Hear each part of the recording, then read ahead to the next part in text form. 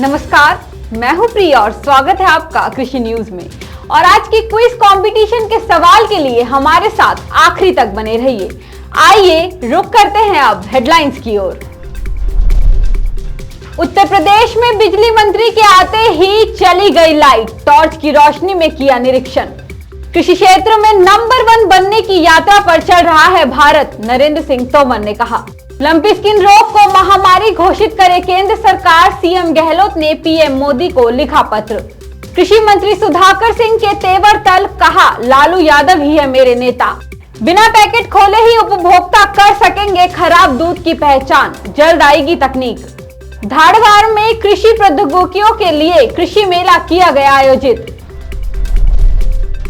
आइए अब विस्तार से नजर डालते हैं साप्ताहिक खबरों की ओर। उत्तर प्रदेश के बिजली मंत्री अरविंद कुमार शर्मा मंगलवार की शाम बाराबंकी में एक बिजली उपकेंद्र का औचक निरीक्षण करने पहुंचे। इस दौरान लाइट चली गई। फिर बिजली मंत्री अरविंद कुमार शर्मा ने मोबाइल के टॉर्च की रोशनी में उपकेंद्र का निरीक्षण किया और शिकायती रजिस्टर में दर्ज उपभोक्ताओं को कॉल लगा दिया।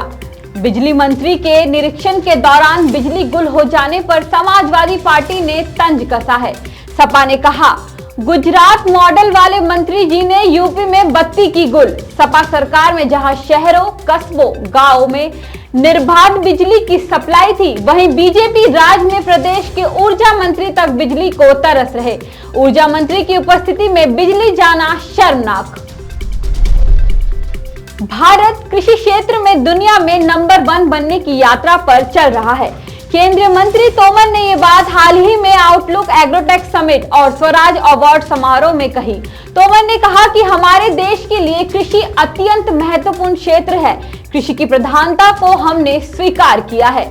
इस लिहाज से इसकी प्रगति, इसमें बदलाव, नीतियों का समावेशन, सहकार जैसी दिशा में काम किया जा रहा है।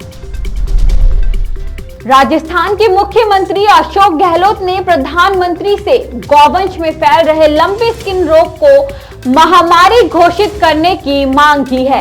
पीएम नरेंद्र मोदी को लिखे पत्र में मुख्यमंत्री गहलोत ने कहा कि महामारी घोषित करने से इस बीमारी के बढ़ते प्रकोप और इससे पशुधन को बचाने के लिए चिकित्सा और परिवहन जैसी सुविधाओं को मजबूत करने में मदद मिलेगी। साथ ही पशुपालकों और गौशालाओं को मुआवजा भी मिल सकेगा। सीएम ने कहा कि राजस्थान के अतिरिक्त 13 राज्यों में इस रोग का प्रसार हो चुका है।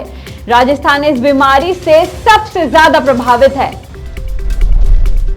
बिहार के कृषि मंत्री सुधाकर सिंह अपने बयानों को लेकर इन दिनों बिहार की सियासत में चर्चे में हैं।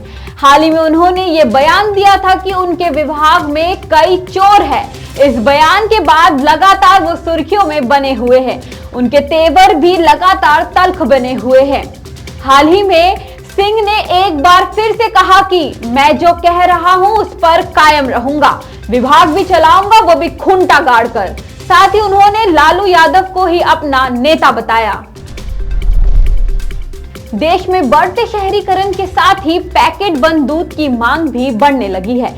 वहीं दूसरी तरफ भारत के आम लोगों को अक्सर दूध का पैकेट खरीदने के बाद खराब दूध की समस्या से जूझना पड़ता है। ऐसे में उपभोक्ताओं के लिए बड़ी खबर है। अब उपभोक्ता खरीदारी से पहले ही बिना पैकेट खोले खराब दूध की पहचान कर सकेंगे। इसके लिए भारत की प्रमुख राष्ट्रीय अनुसंधान संस्था CSIR जल्द ही एक तकनीक ला रही है। ये बात ITF वर्ल्ड डेयरी समिट 2022 में मसूरू के चीफ साइंटिस्ट राजेश्वर S मैचे ने बताया।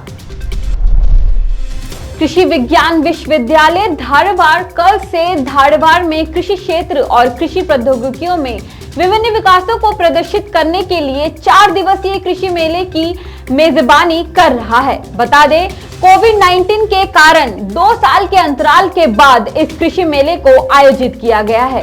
साथ ही इस मेले में agricultural inputs, farm machinery, organic farming, high tech horticulture, integrated farming system, home science, cottage industries, bakery product, medicinal and aromatic plants and animal husbandry की प्रदर्शनी आयोजित की गई है। इसके अलावा इस मेले में कृषि वैज्ञानिकों द्वारा किसानों से परामर्श भी किया जा रहा है।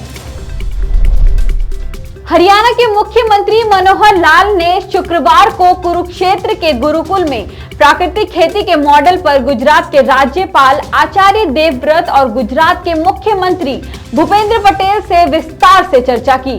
उन्होंने प्राकृतिक खेती के मॉडल को जन जन तक पहुंचाने के लिए ज्यादा से ज्यादा शोध करने पर और इसके विस्तार को लेकर बातचीत की। बता दें, इस दौरान हरियाणा के बिजली मंत्री रणजीत सिंह, कृषि एवं किसान कल्याण मंत्री जयप्रकाश दलाल और गुजरात के कृषि मंत्री राघव पटेल भी मौजूद रहे। देश की राजधानी दिल्ली में बीते कुछ दिनों से हल्की बारिश हो रही थी, लेकिन कल दिन भर दिल्ली में धूप खिली रही। वहीं कुछ जगहों पर हल्की बारिश भी देखने को मिली है, लेकिन आज का मौसम लोगों के लिए सैर करने के लिए एकदम बेहतर है। साथ ही मौसम विभाग का अनुमान है कि आज हल्की बारिश भी हो सकती है। और आज एफटीवी ऑर्गेनिक के क्विज कंपटीशन में आपके लिए सवाल है कि फसलों में कौन सी फसल नकदी फसल के रूप में मानी जाती है। और आपके ऑप्शंस हैं नंबर 1 चावल, नंबर 2 गेहूं, नंबर 3 बाजरा या नंबर 4 कपास। तो देरी किस बात की है, फटाफट से हम इसका जवाब कमेंट करके जरूर बताएं और जीते एफटीवी ऑर्गेनिक के डिस्काउंट कूपन्स और ढेरों इनाम। साथ ही ऐसी अन्य जानकारी के लिए बने रहिए हमारे यानी कृषि जागरण के साथ। धन्यवाद।